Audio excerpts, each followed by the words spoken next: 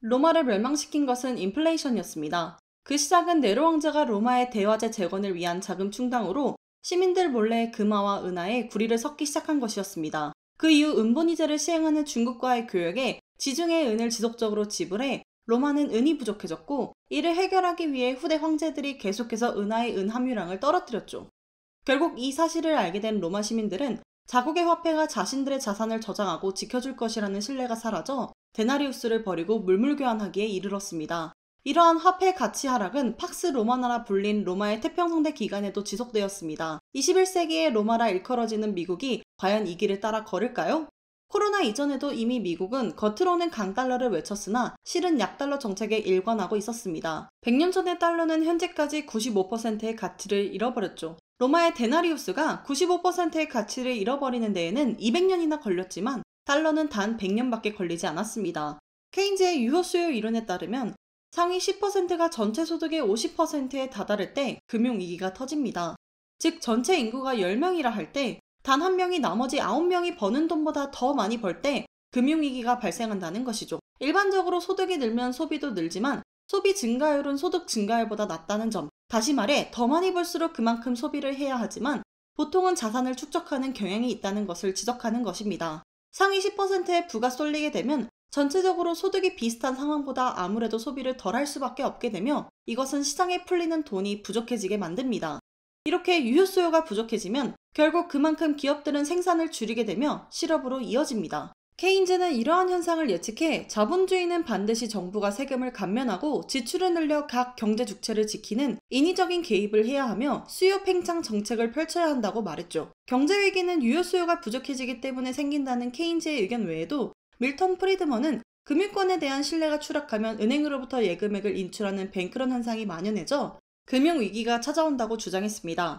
정리해보면 달러는 고대 로마보다도 2배 빠른 속도로 그 가치를 잃어가고 있지만 이는 각 경제 주체를 지키기 위한 정부의 적극적인 개입에 의한 것이며 각 산업이 빠르게 발달하면서 현대사회의 부의 쏠림 현상이 심화된 것이 그 원인이 되겠습니다. 이 과정에서 아직까진 프리드먼이 언급한 금융권에 대한 신뢰 추락으로 인한 뱅크런은 나타나지 않고 있습니다.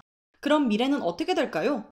딥러닝의 최전선에 있는 오픈 AI CEO 샘 알트먼은 2021년 3월 17일 흥미로운 예측을 했습니다. 앞으로 5년 내 법률 문서를 읽고 의학적 조언을 해줄 수 있는 AI 프로그램이 만연해질 것이며 그 밖에도 충분히 완성된 AI가 인력을 대체하기 시작하면 이 혁명은 경이로운 부를 창출할 것이라 밝혔습니다. 첫째, 상품을 생산하며 서비스 비용을 유발하는 수많은 종류의 노동 비용이 0으로 떨어질 것. 둘째, 세상은 너무나 빠르고 급격하게 변화해 부를 분배하는 정책에도 커다란 변화가 필요해질 것. 셋째, 우리가 이 두 가지를 모두 올바르게 준비한다면 이전보다 훨씬 많은 사람들의 생활 수준이 향상될 것. 농업이 없었던 15,000년 전, 산업용 기구가 없었던 1500년 전, 증기기관이 없고 가정용 전기가 없었던 150년 전, 스마트폰이 없었던 15년 전, 그리고 앞으로의 100년은 AI.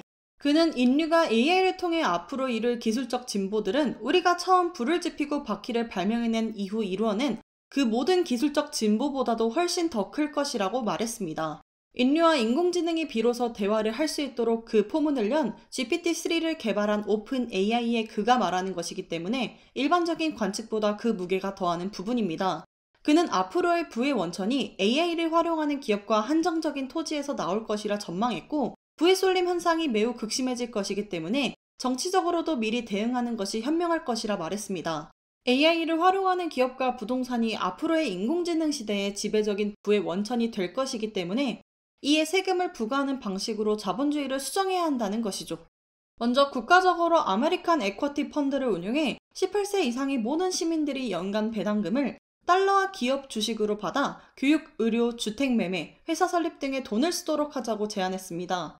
현재 미국 기업의 가치는 약 50조 달러, 미국 내 개인 소유 토지는 약 30조 달러이며 이들은 향후 10년간 최소 2배로 늘어날 것이며 인공지능이 초래할 변화를 진정으로 이해한 소수들이 현재 AI 기업과 토지의 가격 상승세를 가파르게 하고 있으며 앞으로는 더 빠른 속도로 증가할 것이라 예상하고 있습니다. 정치권이 이를 인지해 기존보다 과한 세금을 부과한다 하더라도 AI 기업과 토지의 가치는 15% 하락에 그칠 것이며 이마저도 회복에 긴 시간이 걸리지 않을 것이라 말했습니다. 결국 앞으로의 부의 원천은 AI 기업과 토지이기 때문이죠. 이러한 기술적 진보를 감안할 때 다시 케인즈의 유효 수요 부족 이론을 생각해 볼까요? 딥러닝의 대두는 갈수록 상위 10%의 기업과 토지를 소유한 개인의 재력을 더욱 키워줄 것입니다. 딥러닝에 눈을 뜨고 목숨을 거는 기업들은 경이로운 부를 창출할 것이며 이를 먼저 깨닫는 개인들은 시장을 앞서갈 수밖에 없죠. 하지만 이는 결과적으로 반드시 금융위기를 낳을 수밖에 없습니다. 유효 수요가 부족하기 때문이죠. 그들은 돈을 버는 만큼 모조리 소비하지 않습니다. 중앙정부는 취약계층을 고려해 통합 팽창 정책을 펼칠 것이며 이는 달러가 또다시 그 가치를 잃어버리는 결과를 가져올 것입니다. 95%의 가치를 잃어버리는 데에 지난번에는 한 세기가 걸렸다면 이제는 그보다 짧은 시간이 걸릴 것입니다. 그리고 이러한 달러의 가치 추락은 딥러닝의 완성도가 높아질수록 더 빨리 나타날 현상이죠. 결국 이는 레거시 금융권에 대한 불신을 초래할 것이고 프리드먼이 언급한 뱅크런이 발생하게 된다면 통화적으로도 금융위기를 초래하기에 충분한 상황이 됩니다. 이러한 배경을 바탕으로 비트코인을 바라봅시다. 이 시기에 비트코인이 주목받는 것은 우연이 아니라 필연인 셈입니다. 비트코인은 최대 발행량이 2100만 개의 비트코인으로 미리 정해져 있어 인플레이션을 차단하며 가치를 저장할 수 있습니다. 그리고 무엇보다 비용의 커다란 이점이 있습니다. 인간 사회는 아무리 기존 사회 구조가 익숙하다 하더라도 비용에서 커다란 차이가 생겨버리면 값싼 쪽으로 변화하고 맙니다. 비트코인 네트워크는 작업 증명과 탈중앙화로 각 노드들이 각자 원장을 적는 구조이기 때문에 신뢰를 얻기 위해 어마어마한 연산과 비용을 투자하지만 사회 전반적으로 보면 비용 절감 효과가 더욱 큽니다. 거래와 송금을 위해 중간에서 보증을 해주는 미들맨의 존재가 사라지기 때문입니다. 몇몇 전문가들은 이에 대해 블록체인 구조를 이해하지 못한 것이라며 결과적으로는 타 노드들이 트랜잭션이 포함된 블록을 검증하기 때문에 검증 주체가 중앙에서 타 노드로 변화했을 뿐이라며 미들맨은 여전히 존재한다고 언급하지만 검증하는 타 노드들이 부동산 중개인이나 은행처럼 따로 수수료를 받아 챙기는 것이 아니기 때문에 동의하기 어려운 이야기입니다. 해시퍼즐을 푸는 작업 증명 방식의 낭비가 결과적으로 그 타 노드의 검증 비용이 된다는 이야기는 마찬가지로 블록체인으로 인한 사회적 비용 절감을 고려하는 방향으로 비교해야 마땅할 것입니다. 파키스탄의 은행계좌 보유자는 전체 인구의 10%에 불과합니다. 전 세계 25억 인구가 은행계좌가 없어 세계로의 송금은커녕 자국 내에서 계좌를 통해 돈을 주고받지 못하고 있습니다. 블록체인을 기반으로 하는 비트코인은 이 문제를 해결할 수 있습니다. 그것도 도의적인 수단이 아니라 더 싸고 빠르다는 경제적 논리에 의해 말이죠. 비트코인의 장점 세 번째는 현재 세계의 흐름과 맥을 같이 한다는 점입니다. 지금의 인류는 각국 정부와 중앙의 권력 권한이 각 개인에게 흘러들어가는 모습을 보이고 있습니다. 유튜브만 해도 그렇습니다. 방송사를 통해서만 누군가에게 제작된 동영상을 보여줄 수 있었던 과거와는 달리 이제는 그 누구도 마음만 먹는다면 플랫폼을 통해 영상을 제작 및 송출할 수 있습니다. 불가능하기만 보였던 제품과 서비스의 개인화는 AI를 통해 개개인의 패턴을 분석해 실제 현실화되어 가고 있습니다. 2차 산업혁명 시대의 산물인 표준화와 권위주의를 거쳐 이제 개인화 시대가 다가오고 있습니다. 저궤도 위성을 통한 인터넷 역시 마찬가지입니다. 현재 중국을 비롯한 몇몇 국가들은 인터넷을 검열해 국가별 이익을 위해 개인의 알 권리를 침해하는 일이 빈번하게 일어나지만 스타링크와 같은 저궤도 위성을 통한 인터넷은 국가가 개인의 인터넷을 통제하는 것이 불가능해집니다. 비트코인 네트워크는 각국이 정치, 경제적 이점을 누리기 위해 기축통화라는 권위를 앞세워 돈을 찍어내는 일로부터 안전합니다. 환율 조작국 지정 등 통상 마찰로 3차 세계대전이 일어날 것이라는 경제학자들의 전망으로부터 자유롭죠.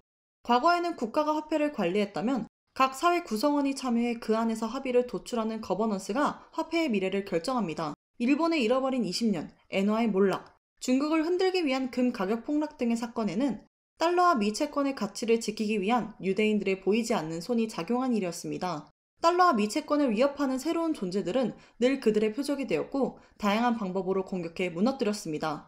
비트코인을 공격할 수 있는 방법에는 무엇이 있을까요? 먼저 벡터 독입니다. 상대적으로 작은 시장인 선물, 옵션 시장을 통해 현물 시장을 뒤흔드는 것을 벡터 독이라 합니다. 시카고 상업거래소에서는 현재 비트코인 선물 미결제 약정이 하나 3조 원에 불과하지만 이 선물 시장의 움직임에 따라 비트코인 현물 시장의 움직임이 결정될 수 있습니다. 이미 기존 금융권이 비트코인의 웹도독을 시도하려는 신호를 우리는 발견할 수 있습니다. 현물 시장보다 파생 상품에서 거래량이 4배 이상 많아지는 등 규제 리스크를 앞두고 헤지펀드의 유입이 눈에 띄게 많아진 것이죠. 이들이 주도적으로 웹도독을 시도하면 선물 옵션 시장에서 비트코인이 급락하는 모습을 보여 CBDC 발행이나 법적인 제재 등의 움직임이 있는 것이 아니냐며 당황한 현물 시장에서도 크게 떨어지게 됩니다. 개인 투자자로서는 이것이 헤지펀드의 소행인지 실제 위험을 감지한 투자자들의 움직임인지 판단할 방법이 없습니다. 둘째, 미 채권을 팔고 금을 사들이던 중국을 무너뜨리기 위해 시행했던 오퍼레이션 트위스트입니다. 오퍼레이션 트위스트는 장기 금리는 높이고 단기 금리는 낮추는 전통적인 금리 조절 방식을 뒤바꾸어 장기 금리는 낮추고 단기 금리를 높이는 장단기 채권 수익률을 뒤집는 행위를 말하는 것인데, 이를 통해 안전자산으로 일컬어지는 금과 디지털 금으로 불리는 비트코인에 대한 투심을 떨어뜨릴 수 있습니다. 단기 금리가 충분히 높다면 굳이 안전자산에 투자할 이유가 없기 때문이죠. 다만 이렇게 하더라도 비트코인의 수요가 떨어지지 않는다면 미국은 금을 대량 투매해 중국을 무너뜨린 것처럼 비트코인을 대량 투매할 수 없습니다. 미국 정부가 가진 비트코인의 양은 69,420개의 비트코인뿐이기 때문이죠. 마지막 방법은 CBDC 발행 및 법적 규제입니다. CBDC란 중앙은행 디지털 화폐를 말하는데, 미국이 디지털 달러를 발행하는 방법입니다. 패드의 보스턴 수석 부사장 제임스 쿤하는 실제 노드가 분산되더라도 모든 달러는 패드에 의해 중앙 집중식 프로젝트로 통제될 것이라 밝혔는데, 이는 비트코인의 가장 큰 장점을 대체하기 어렵습니다.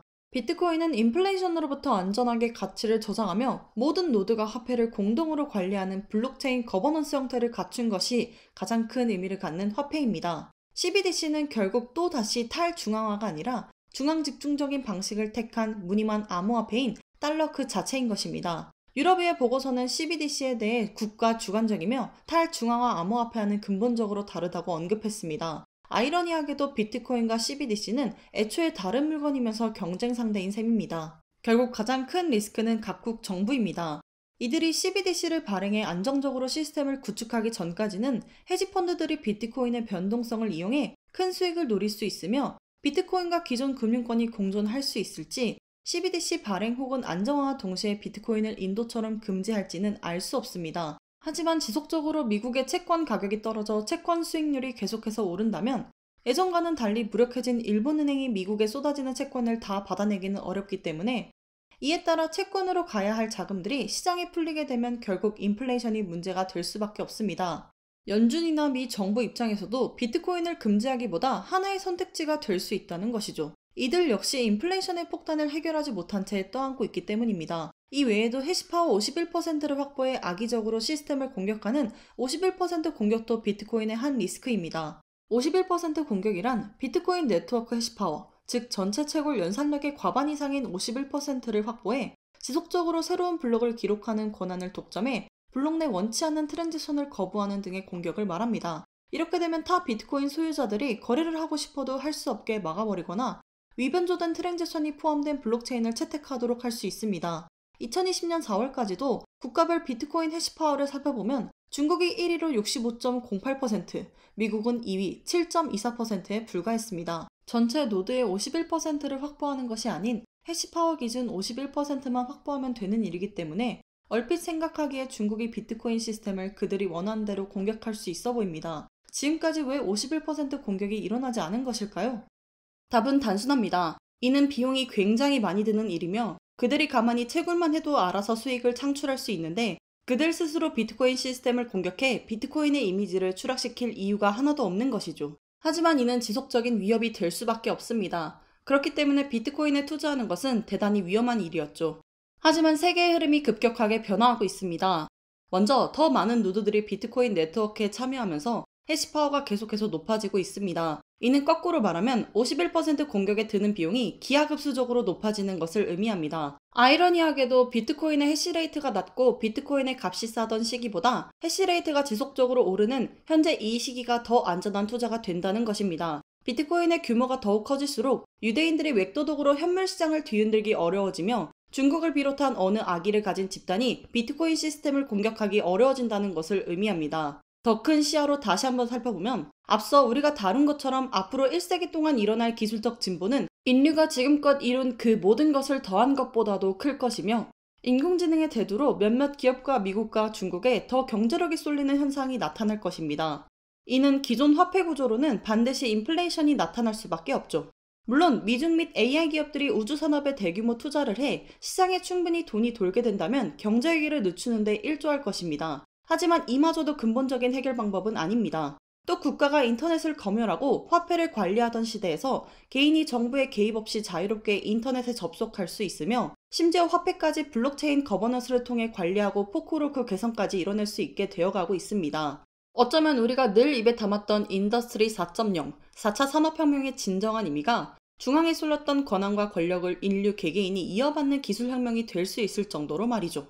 고대 신전에서 금화와 은하를 주조하던, 그렇기 때문에 권력자가 몰래 구리를 섞어버려도 알 수 없던 시기를 거쳐 몇몇 국가가 패권을 잇기 위해 자국 화폐의 가치를 의도적으로 떨어뜨리는 시기를 지나 누구나 동등한 노드의 자격으로 블록 생성에 참여하고 검증하는 블록체인의 시기가 온 것입니다. 일론 머스크가 비트코인으로 테슬라 차량을 살 수 있도록 하였습니다. 관점을 달리 보면 그는 차를 팔아 비트코인을 사고 있습니다. 그가 과거 트위터 프로필 사진을 하드포크를 연상케 하는 딱딱한 아스팔트 위에 포크를 꽂은 사진으로 등록했던 것, CFO 제커리 커코온을 마스터 오브 코인으로 직함을 바꾼 것을 보면 무엇인가를 계획하고 있다고 생각됩니다. 비트코인을 통째로 복사해 새로운 시스템 하에 둘 하드포크를 할 계획이라면 두 가지 조건이 필요합니다. 그들이 원하는 방향으로의 합의에 무사히 도달하기 위해 51% 이상의 해시파워를 보유해야 하며, 계획한 대로 하드포크를 한 후에 가장 큰 이득을 보려면 더 많은 비트코인을 보유하고 있어야 합니다. 후자의 비트코인을 모으는 모습은 현재 테슬라를 보면 확인할 수 있습니다. 그렇다면 테슬라는 어디에서 51% 이상의 해시파워를 얻을 수 있을까요? 이미 테슬라는 그 열쇠를 쥐고 있습니다. 수많은 차량에 고성능 하드웨어를 장착하고 있어 언제든 OTA를 통해 차량이 충전될 때 암호화폐 채굴에도 사용할 수 있도록 업데이트할 수 있습니다. 암호화폐 채굴에 연산력을 투입할 수 있다는 이야기는 거리에 돌아다니는 테슬라 차량의 수만큼 테슬라가 보유한 해시파워가 늘어난다는 것을 의미합니다. 일론 머스크가 계획하는 하드포크를 위한 합의에 동의하는 것은 고객과의 이용약관 동의를 통해 간단히 해결할 수 있습니다. 차량을 충전하시는 동안 차량 컴퓨터를 채굴에 사용하시면 추가 수익이 생깁니다. 채굴 상태로 충전하시겠습니까? 하는 질문에 동의 버튼 한두 번만 체크하면 되는 일이기 때문이죠. 테슬라가 현재 차량에 사용하고 있는 칩은 하드웨어 3.0으로 신경망 코어가 리스크 기반으로 이루어져 있어 8비트 작업을 주로 하기 때문에 암호화 작업에는 적절하지 않습니다. 결국 보드 내 GPU를 활용해야 하는데, 비트코인 채굴에는 현재 전용 ASIC 칩만이 활용될 정도로 GPU로는 그 생산성이 확보되기 어려워 문제가 됩니다. 다만 암호화폐 채굴기의 구조 자체가 애초부터 연산기를 뭉쳐서 계산하는 구조이기 때문에 컴퓨터나 스마트폰을 뭉쳐서 비트코인 채굴기를 만드는 것이 가능합니다. 2017년 삼성의 캘리포니아에서 열린 개발자 컨퍼런스에서 40대의 갤럭시 S5로 비트코인 채굴기를 만들어 전시한 적이 있었죠. 마찬가지로 테슬라 역시 채굴에 동의한 차량들을 클러스터로 묶어 여러 대의 차량들을 한 대의 채굴기처럼 활용하면 한 대 한 대의 연산력은 ASIC 채굴기에 한참 부족하더라도 원하는 만큼의 해시파워를 얻을 수 있을 것입니다. 이 외에도 테슬라의 파워월 등의 ESS 장치 내에서도 해시파워를 추가적으로 얻을 수 있습니다. 그렇기 때문에 테슬라가 오픈소스인 비트코인 블록체인 시스템을 정교하게 개선하는 하드포크를 내놓는 데 성공한다면 차를 팔거나 직접 구입해서 모은 현재의 테슬라의 비트코인들은 아주 값싸게 모은 셈이 되는 것이죠. 단순히 가치를 저장하기 위해 비트코인을 보유한다기보다 그 이유를 도모하기에 그들은 아주 유리한 위치에 있습니다. 이 모든 이야기는 일론 머스크가 비트코인의 하드포크에 관심이 있을 것이라는 가정에 따른 내용입니다. 단순히 가치 저장 수단으로 어마어마한 전력을 소모하는 비트코인을 선택하는 것은 앞뒤가 맞지 않는 행동입니다. 해시파워의 60% 이상을 차지하는 중국의 경우 여름철에는 수력발전소의 전력을 상당 부분 이용하지만 그 외에는 아직도 절반 이상의 전력을 석탄에서 얻어내기 때문이죠. 단순히 투자 목적으로 테슬라가 비트코인에 손을 댔다는 것은 겉으로는 친환경, 차량 전기화를 맺히면서 실상은 더 많은 석탄을 태우도록 조장하는 것과 다름이 없습니다. 일론이 최고의 탄소 포집 아이디어를 내놓는 사람에게 1억 달러를 주겠다고 선언한 것과 전 세계의 채굴기들이 이 시간에도 화석유리로 만들어진 전기로 비트코인을 채굴하도록 조장하는 것은 모순된 이야기입니다. 결국 일론과 테슬라는 돈만 밝히는 사기꾼이기 때문에 실은 환경에 관심이 없고 비트코인 펌핑에 관심이 있다거나 비트코인을 통해 투자 이상의 무언가를 계획하고 있다는 둘 중 하나가 아닐까요?